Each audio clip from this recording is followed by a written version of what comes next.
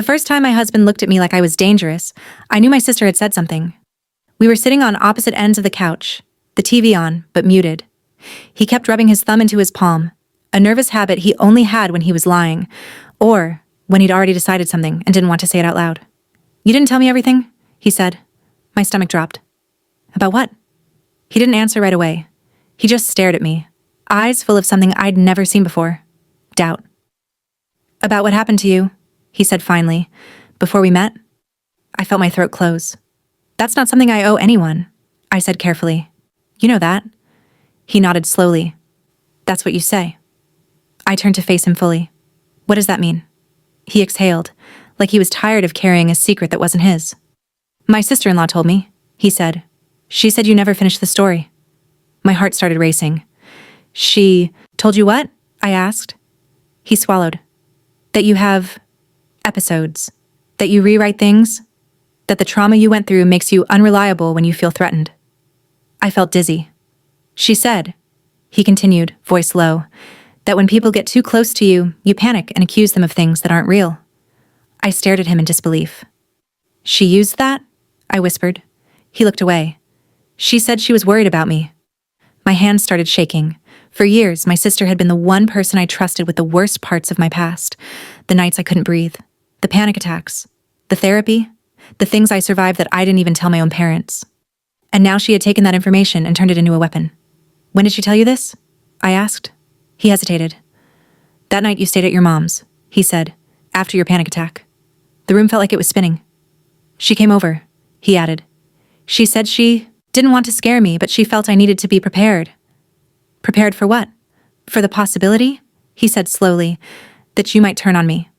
I felt something snap inside my chest. "She made me sound unstable," I said. He didn't deny it. "She said you've done it before," he replied, "that there was a reason other people left your life." Tears burned my eyes, not because of what he said, but because I suddenly understood something horrifying. Every time I thought my sister was protecting me, she was collecting ammunition. "I trusted her," I said, my voice breaking. "I trusted her with things that almost destroyed me." He stood up and started pacing. I don't know who to believe anymore.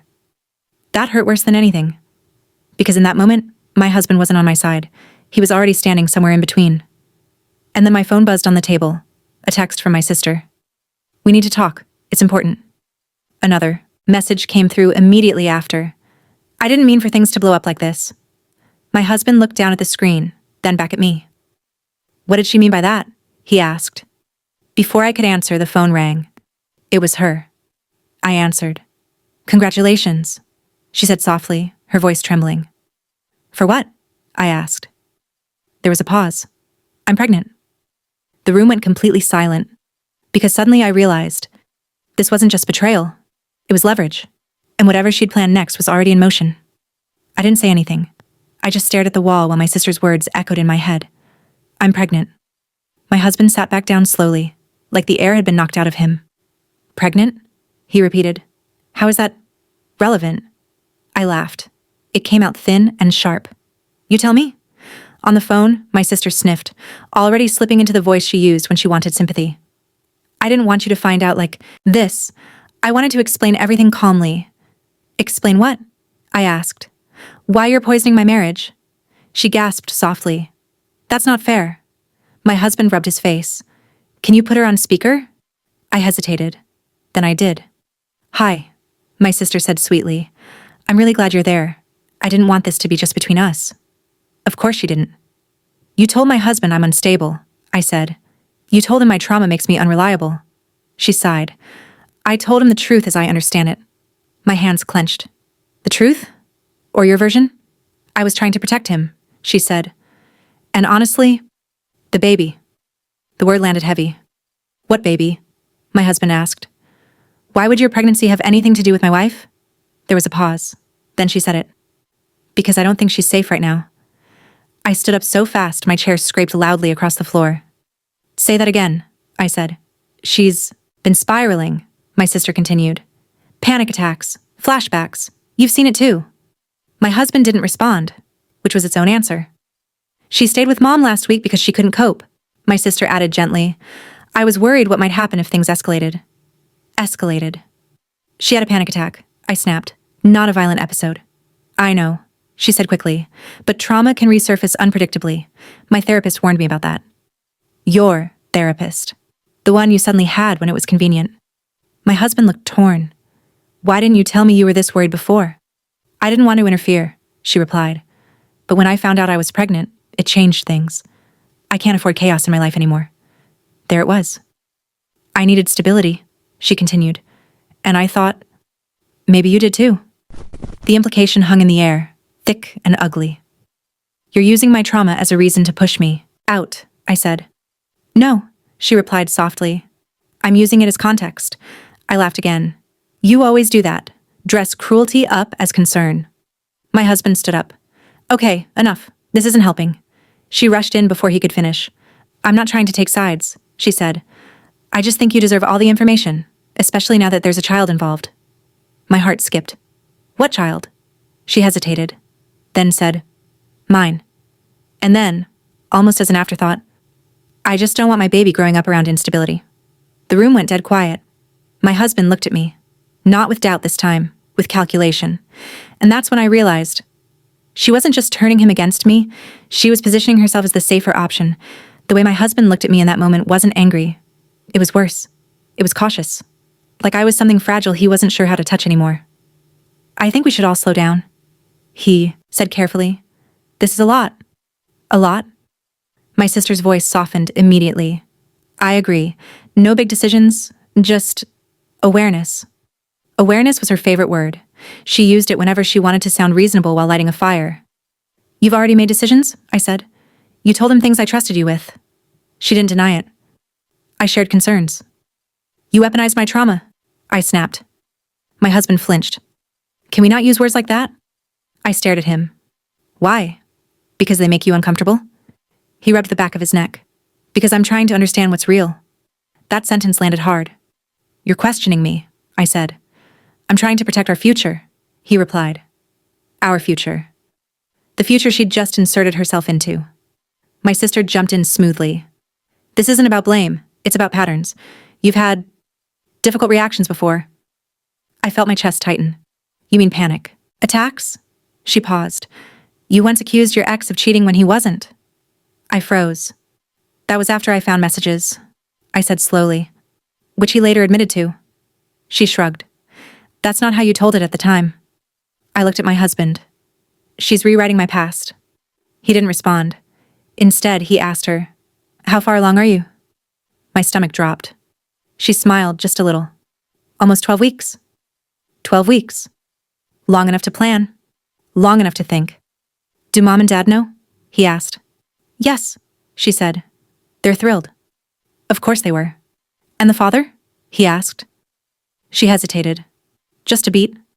He's not in the picture. My heart sank. So you're doing this alone, my husband said gently. That's why stability matters so much to me right now, she replied. I can't afford emotional chaos. Emotional chaos. I laughed, a sharp, disbelieving sound. You caused this chaos? She sighed. This is exactly what I was talking about. I stepped back like she'd slapped me. You're proving my point, she added softly. Any disagreement feels like an attack to you. I turned to my husband. Do you hear this? He looked torn. I hear both of you. That was the moment I knew I was losing him.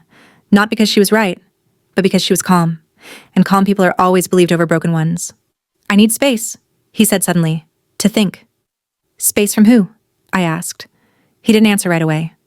My sister filled the silence. Maybe it would help if she stayed with Mom for a bit. I stared at her.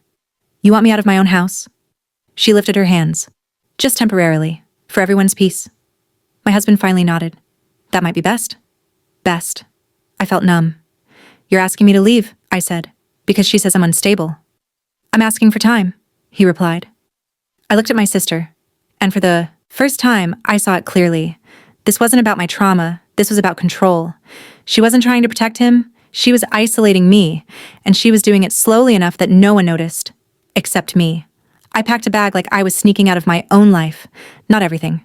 Just enough to prove I was being reasonable. My sister stood in the doorway while I folded clothes, arms wrapped around her stomach like a shield. She watched quietly, eyes glossy, the picture of concern. You know this is temporary, she said softly. I just want everyone to feel safe. I didn't answer. My husband hovered behind her, silent, guilty, relieved, both at once. I'll call you, he said. We'll figure this out. I nodded, because if I spoke, I would scream. At my mom's house, the guest room smelled like dust and old perfume. I sat on the bed staring at the wall, replaying the last hour again and again. The way my sister had offered solutions, the way my husband had accepted them. By midnight, my phone buzzed. A text from my sister. I hope you're okay. This is hard for me too. I didn't reply. An hour later, another message. My therapist says distance will help you regulate. Regulate. That word again. I turned my phone off. The next morning, my husband didn't call, but my mother did. She's worried about you, Mom said gently. She says you didn't take the news well. I closed my eyes. What news? The baby, she replied. And everything else. Everything else. The things I'd never said. The things she'd said for me. That afternoon, I did something I hadn't done in years. I opened my old therapy journal. Page after page of my handwriting stared back at me. Dates, triggers, progress. Notes about grounding exercises, about learning to trust myself again, and tucked into the back pocket was something I'd forgotten about. A letter from my former therapist, written 2 years ago when I'd finished treatment. I unfolded it with shaking hands and read the last paragraph twice. You are stable. You are self-aware. Your trauma does not make you unreliable.